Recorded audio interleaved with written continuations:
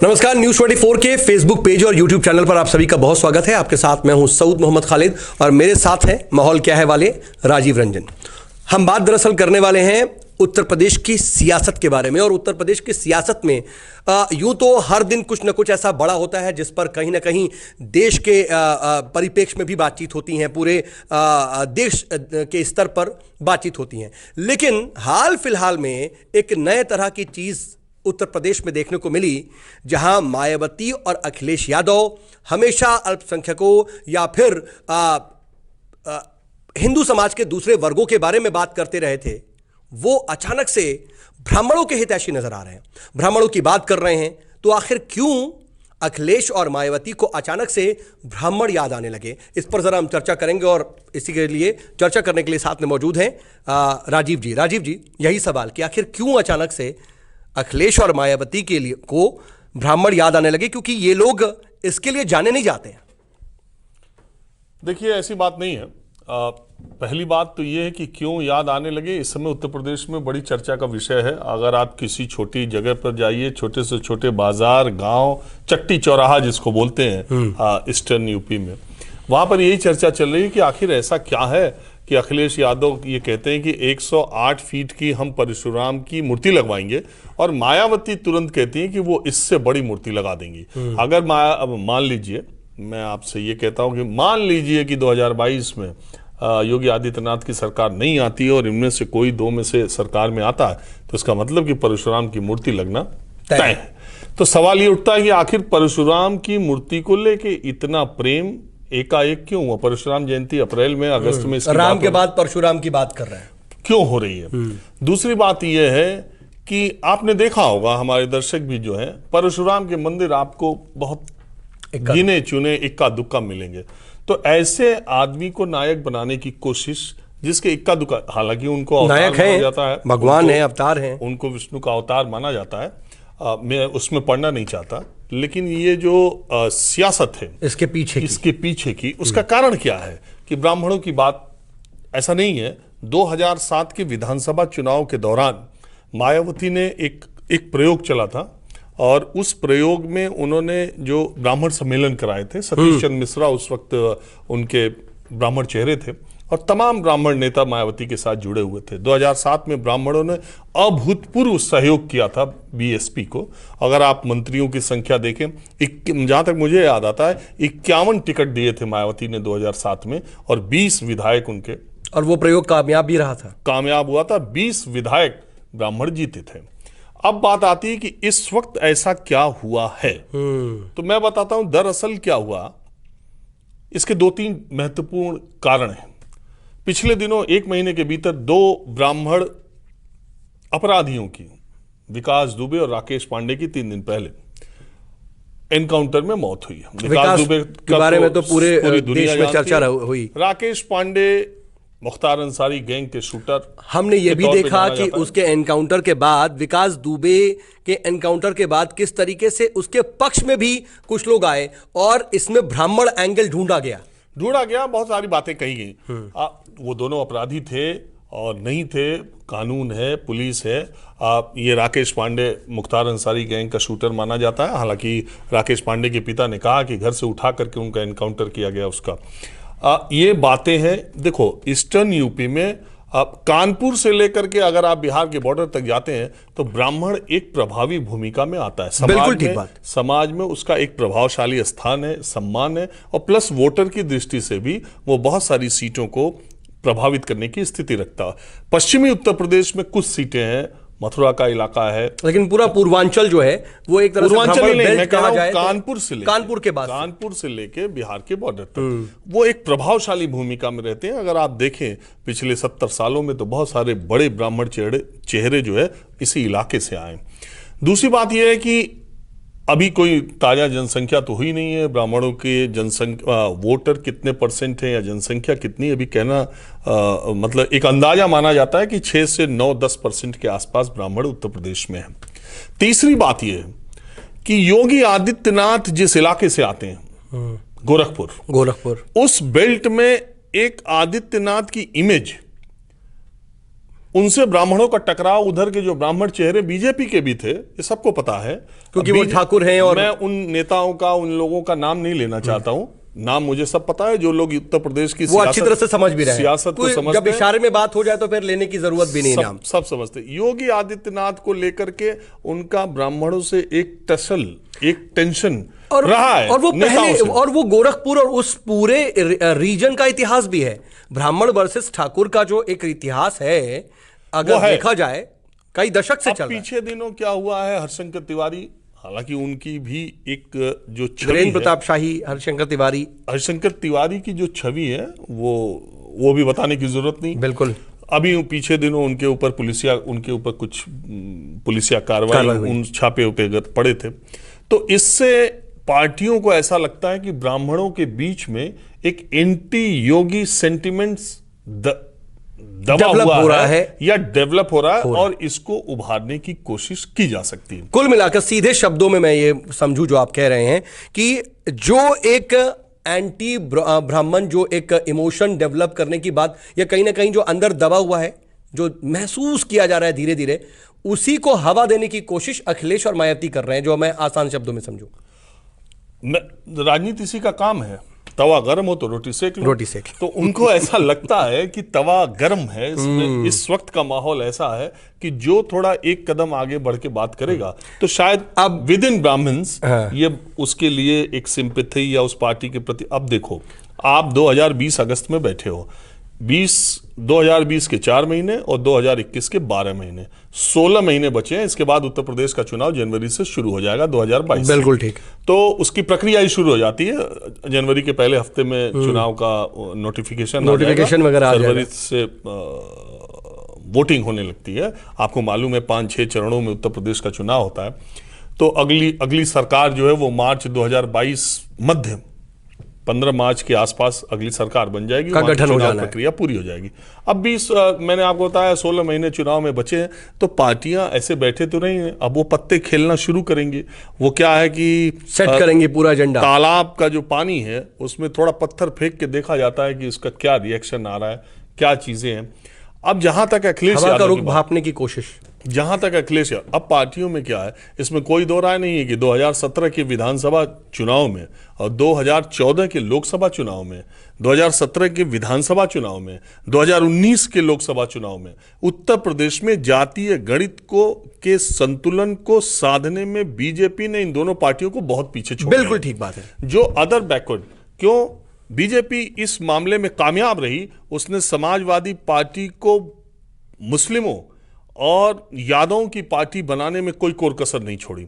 उससे क्या हुआ कि उसने बैकवर्ड, जो दूसरे बैकवर्ड बड़े नेता थे, उनके चेहरों को, उन पार्टियों के जो बड़े चेहरे थे, बीजेपी ने उनको अपनी तरफ लेने की कोशिश की। चाहे केशव मौर्य को पार्टी प्रेसिडेंट बनाया, स्वामी प्रसाद मौर्य को लाया, बाबूलाल कुशवाहा को लाया। सोशल इंजीनियरिंग जो है वो उसमें कामयाब बीजेपी रही, और जो इससे पहले के जो पैरामीटर्स थे वो टूटे भी।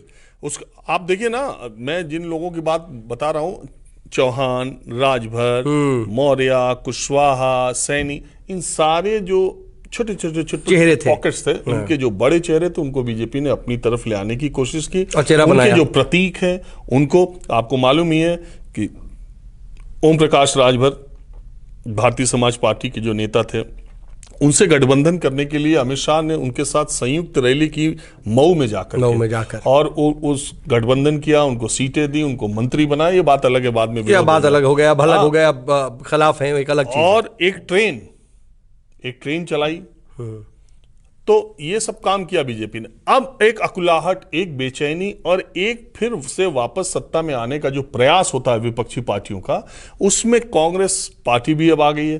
कांग्रेस पार्टी के जतिन प्रसाद खुद ब्राह्मणों की बात कर रहे हैं। अब जिस तरह से प्रियंका गांधी जिस हिसाब से एक्टिव हुई हैं, तो इन दोनों पार्टियों को लगता है कि एक ये पोटेंशियल वोट है जो बीजेपी से इस वक्त के हालात उसको अगर नाराज किए हुए हैं, तो उसके लिए एक कदम थोड़ा आगे चलने की जरूरत है। कहने का मतलब ये है कि उत्तर प्रदेश की राजनीति में, इससे पहले हालांकि प्रयोग हुआ है, लेकिन एक बार फिर से एक सेंटिमेंट जो अंदर दबा हुआ नजर आ रहा है, जिसकी एक भनक लग रही है, उसको भुनाने के लिए एक नया प्रयोग करने की कोशिश। बिल्कुल, पार्टियों का काम यही है। और सीधी बात पार्टियों यह है का कि वो काम, विकास देखिए, पांडे और बात राजेश ये है, उनका नाम नहीं ले सकते, अपराधियों को सामने रख नहीं सकते, तो फिर परशुराम ही याद आते हैं। देखिए, अब एक सोसाइटी में प्रचलन भी चल गया ना कि रौद्र रूप जो है, जो आक्रामक है, उसको प्रतीक। आप देखिए भगवान हनुमान के कितना शालीन और कैसे फोटो चला करते थे। अब रौद्र हनुमान कैसे गाड़ियों के स्टिकर पे लगे रहते हैं। अब आपने देखा वो एक साउथ के एक पेंटर ने वो रौद्र और रूप वो बहुत हनुमान, चलन में है, और वो कितना चलन में है।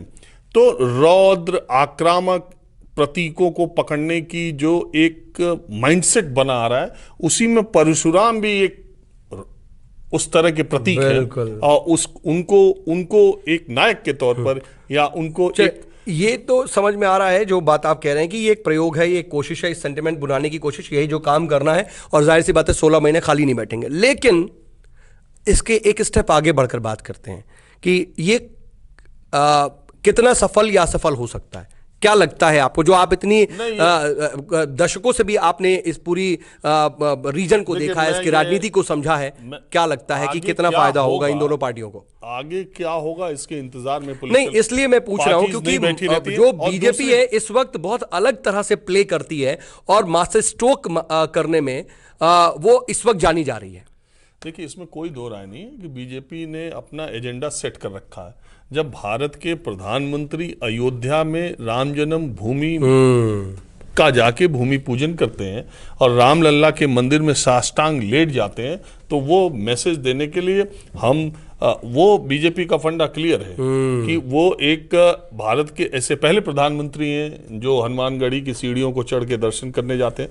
उनका फंडा क्लियर है कि हमको इस पे आगे चलना है, और वो अपने लोगों को अपने तरह से मैसेज दे रहे हैं। मगर अगर वो मैसेज दे रहे हैं तो विपक्षी पार्टियां, कांग्रेस, समाजवादी पार्टी, बीएसपी घर में तो बैठे नहीं रह सकती। वो भी अपनी कोशिशें करेंगी, चुनाव उनको भी लड़ना है। और ये बड़ी पार्टियां रही हैं, ऐसा नहीं है।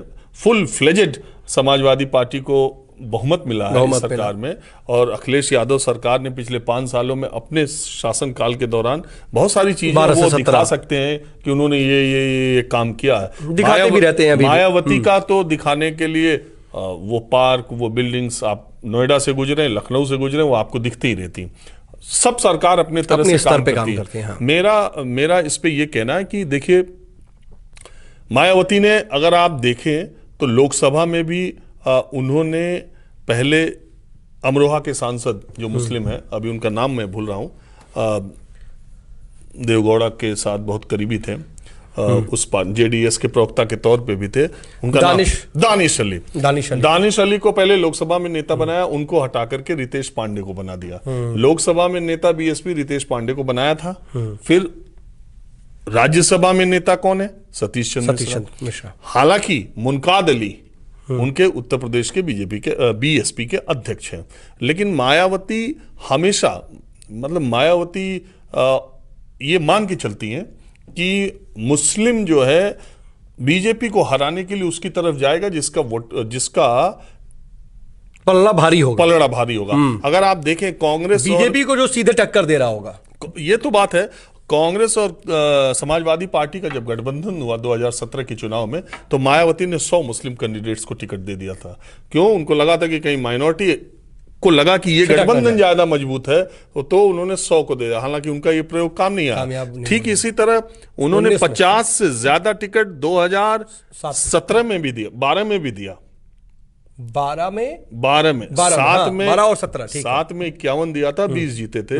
2017 में भी दिया था 50 से 51 के आसपास, तब 7 या 9 जीते थे, और इस बार 17 में दिया था तब 4 जीते थे।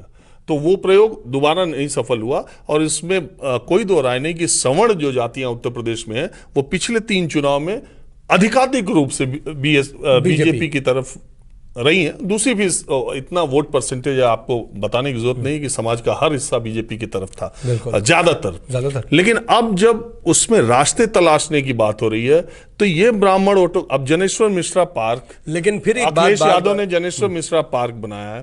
उस पार्क को आप जाके देखिए उत्तर प्रदेश में, मुझे तो नहीं लगता कि ऐसी भव्य प्रतिमा वाली ऐसी भव्य प्रतिमा कितने नेताओं की है, और उत्तर प्रदेश में शायद किसी नेता की नहीं है जैसी जनेश्वर मिश्रा की है, और वैसा पार्क भी नहीं है। और अखिलेश उस बात को आगे करते हैं, क्योंकि रखते हैं। मुलायम सिंह यादव ने भी हमेशा ये कोशिश की थी। देखिए, मुलायम सिंह यादव की राजनीति में यही खास बात थी कि उन्होंने हर पॉकेट में एक मुलायम सिंह पैदा किया था। आजमगढ़ का एक अलग मुलायम सिंह, गाजीपुर का एक अलग, जौनपुर का एक अलग, सहारनपुर का एक अलग, हर जगह एक मुलायम सिंह था जो समाजवादी पार्टी का सर्वे सर्वा था। और मुलायम सिंह यादव ये भी कोशिश करते कि डायस पे जब वो बैठे तो कोई सिंह, कोई मिश्रा, कोई वाजपेयी, कोई गुप्ता, कोई दयाल, कोई अग्रवाल, कोई यादव, कोई तिवारी, कोई सिंह, ऐसे बैठे रहे हो। अगर उन्होंने मोहन सिंह को भी तवज्जो दी, राज्यसभा बनाया, अमर सिंह को भी बनाया, उन्होंने आजम खान को भी तवज्जो दी, उन्होंने जनेश्वर मिश्रा को तो इतनी तवज्जो देते थे जिसका कहना नहीं। तो वो एक बैलेंस जो लेके चलते थे। अब मुझे लग रहा है कि अखिलेश यादव भी अब अपनी स्ट्रेटजी के तहत उस खांचे से, उस सांचे से थोड़ा बाहर निकल करके दूसरे प्रयोगों की तरफ आगे बढ़ रहे हैं। ठीक है, लेकिन एक आखिरी सवाल, क्योंकि समय की भी पाबंदी है, आखिरी सवाल ये कि बार बार देखिए बीजेपी के बारे में ये कहा जाता है कि उसकी जो सबसे बड़ी जो पॉजिटिव पॉइंट है या फिर सबसे बड़ी मजबूती है वो ये है कि बाकी वोट छिटक जाते हैं। यानी कि अब की बार तो कांग्रेस भी एक बड़ा प्लेयर माना जा रहा है, तो कांग्रेस, समाजवादी पार्टी और बीएसपी जब आपस में लड़ेंगे तो सीधा फायदा बीजेपी को मिलेगा। और बीजेपी इस बात को सोच रही, समझ रही है, इस बात का एक कहीं ना कहीं आश्वासन भी उसको दिखाई देता है। अब परशुराम जी के बारे में जैसे ही अखिलेश कहते हैं, तपाक से मायावती भी सामने आती हैं।